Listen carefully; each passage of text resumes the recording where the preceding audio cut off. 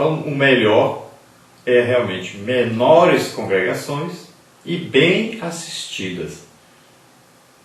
Então, veja bem que crescendo o número, então houve um problema muito sério que pode acontecer na igreja quando os membros não são atendidos satisfatoriamente.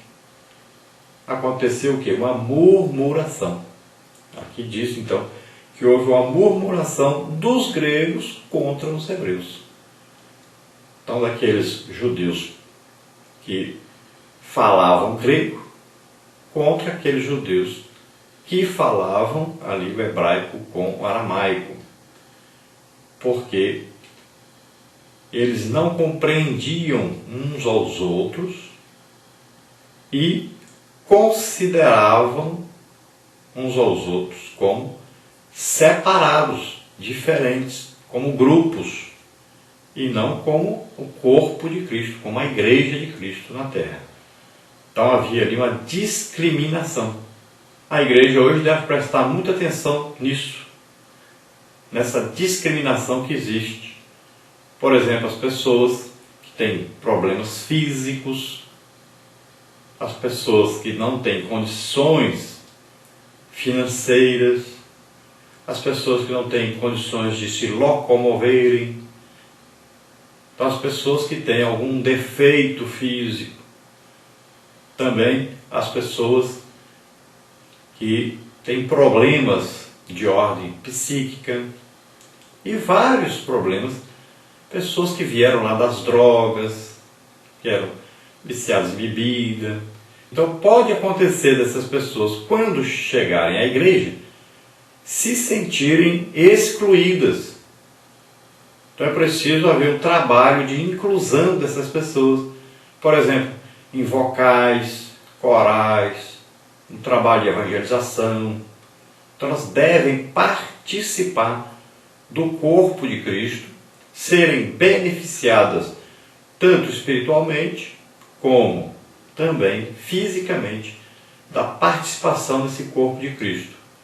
E elas devem ser envolvidas pela igreja, no trabalho da igreja, para que elas se sintam úteis ao corpo de Cristo. Então é um trabalho de assistência social esse trabalho. Por que, então, essas pessoas estavam ali divididas, murmurando? Porque as suas viúvas eram desprezadas no ministério cotidiano. Então, desprezadas aqui quer dizer que na hora de haver a distribuição de alimentos, roupas, né? Então, o que acontecia? Essas pessoas, como não falavam a língua dos outros, principalmente a língua dos apóstolos, né, e dos judeus que trabalhavam junto com os apóstolos na distribuição desses alimentos, dessas roupas e também das refeições, então acabavam por não receberem ou receberem menos do que os outros que poderiam se comunicar mais facilmente com os apóstolos. Então havia esse grande problema, os apóstolos não davam mais conta de atender a todos e atendiam que estavam mais próximos e que se comunicavam mais facilmente com eles. Então muitos estavam deixando de receber ajuda. Então houve uma murmuração. Então os apóstolos eram 12 para atender as cerca de 5.000 pessoas. Era um problema muito sério. Eles não dariam conta. Então, qual foi a solução? Veja bem, os 12, aqui chama bem claro os 12, os apóstolos, convocando então a multidão dos discípulos, disseram: não é razoável que nós deixemos a palavra de Deus e sirvamos às mesas. Veja bem, os apóstolos já não tinham mais tempo para se dedicarem à oração, ao estudo da palavra de Deus. Veja bem que aí Pedro deveria estar aí escrevendo, né, livros que mais tarde estariam compondo a Bíblia. João. E aí todos os apóstolos poderiam estar escrevendo alguma coisa, desenvolvendo alguma coisa dentro dos estudos e ensinos, mas eles não tinham tempo, estavam ocupados demais em atender as pessoas, em distribuir tanto alimentos como roupas, né? Aconselhar as pessoas. Então o trabalho era muito grande. E o que aconteceu? Houve murmuração e eles, percebendo isso, escutando, ouvindo essas reclamações, eles então tomaram a decisão de convocar o povo para chegarem a uma solução. Porque a igreja, os líderes, não podem deixar o povo murmurando, não podem deixar o povo se sentir então aí desprezado de maneira alguma. Pode ocorrer aí muitas vezes os pastores estarem visitando apenas aquelas pessoas que pedem visita, estarem visitando pessoas, às vezes as pessoas de aí uma condição financeira maior, e as outras pessoas vão se sentir desprezadas. Então o trabalho da assistência social nesse caso deve ser aí de cadastrar todas as pessoas, de visitar juntamente com o pastor todas essas pessoas e colocar isso na lista. Quem vai ser visitado?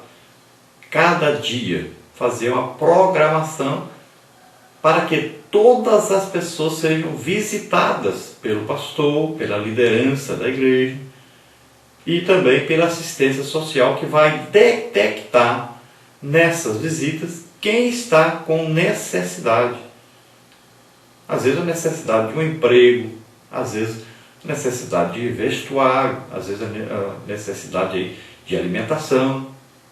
Vê, às vezes tem uma pessoa com problema mental, às vezes tem uma pessoa com problema físico.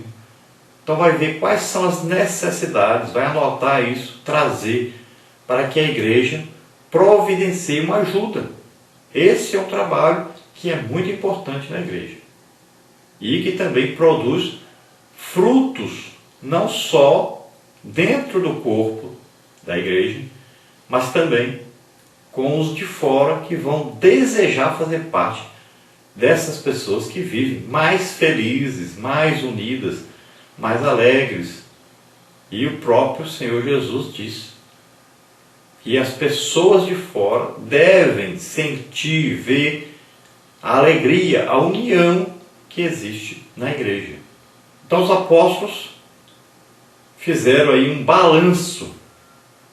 O que é mais importante que nós façamos? Então que nós tenhamos o tempo para orar e estudar a palavra de Deus, para que nós possamos ministrar aos dons do Espírito Santo às pessoas, ministrar o ensino e ministrar também o aconselhamento, libertação, curas, né? Todas as coisas. Então, eles teriam que ter mais tempo se dedicando à palavra de Deus e à oração. Agora, para eles se dedicarem mais a isso, eles não teriam o tempo necessário para atender na parte que era ajuda financeira e ajuda com roupas e alimentos àqueles que necessitavam. Então o que eles fizeram? Eles convocaram a igreja e deram a liberdade à igreja de escolher pessoas que pudessem ajudar os apóstolos nesse tão importante negócio. Veja bem, assim que foi chamado. Era importante o estudo da palavra de Deus? Era importante. Aí se dedicar à oração era muito importante. Mas havia outra coisa que era importante também, e os apóstolos reconheceram que era importante, que era essa ajuda na alimentação, no vestuário, todas essas coisas.